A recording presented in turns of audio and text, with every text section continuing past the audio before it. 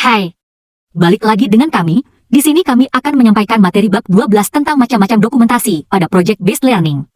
Sebelumnya perkenalkan, nama saya Salsabila Bunga Rahmadila dan teman saya Salsabila Syabana Asmi. Yang akan kami sampaikan ini bersumber dari buku ajar media dan alat permainan edukasi anak usia dini dengan pendekatan pembelajaran Project Based Learning karya Muhammad Aska Maulana, SPSI, MPSI, psikolog dan beberapa sumber lainnya yang insya Allah terpercaya.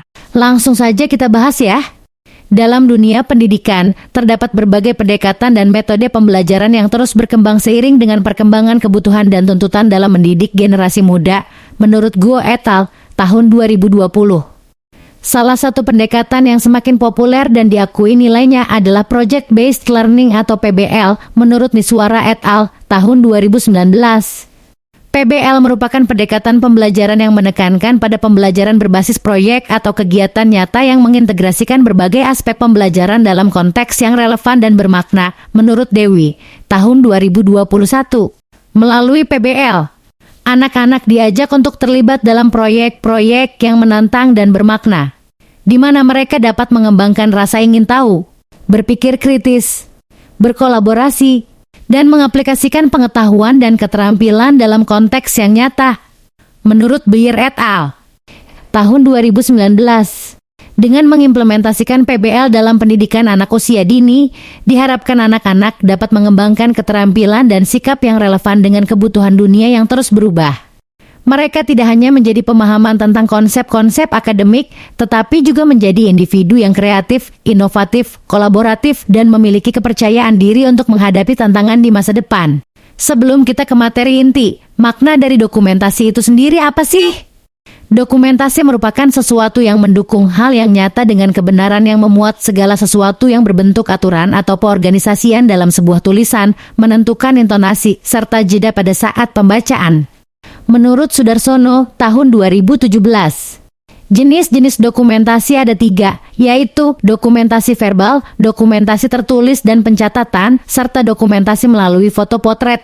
Secara umum, tujuan dokumentasi adalah sebagai sarana komunikasi, sebagai sarana penyimpanan informasi, sebagai sarana pendidikan dan pelatihan, sebagai sarana penelitian, sebagai sarana pelestarian budaya.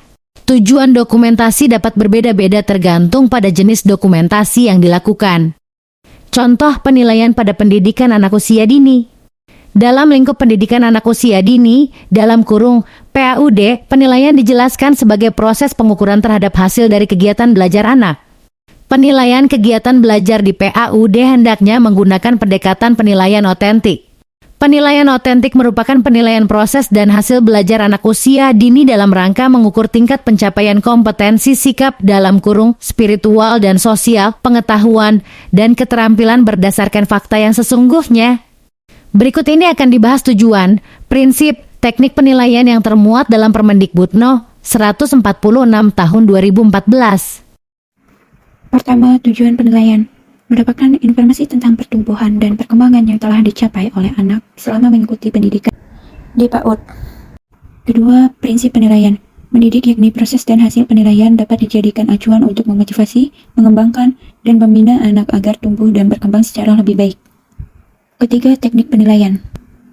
Beberapa teknik penilaian yang khas dalam bidang pendidikan anak usia dini, yaitu pengamatan atau observasi, percakapan, penugasan, unjuk kerja, hasil karya, pencatatan anekdot, dan portofolio. Keempat, teknik pencatatan penilaian.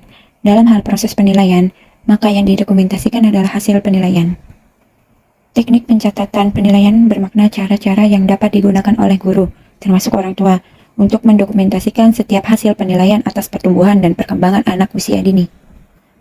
Teknik pencatatan penilaian pembelajaran anak usia dini secara umum hanya terdiri dari 3 teknik.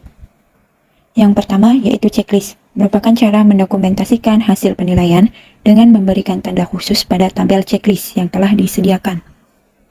Yang kedua, catatan anekdot merupakan cara mendokumentasikan hasil penilaian dengan menggunakan catatan naratif singkat. Yang ketiga, penilaian hasil karya adalah cara mendokumentasikan hasil penilaian dengan cara menelaah dengan cermat setiap hasil karya anak, kemudian menetapkan capaian perkembangan anak sesuai dengan indikator dan skala yang ditetapkan. Manfaat strategis pencatatan penilaian. Proses ini sesungguhnya merupakan upaya pembinaan potensi anak usia dini agar dapat tumbuh dan berkembang secara optimal. Pada puncaknya, diharapkan mampu mewujudkan kesiapan belajar pada jenjang pendidikan berikutnya.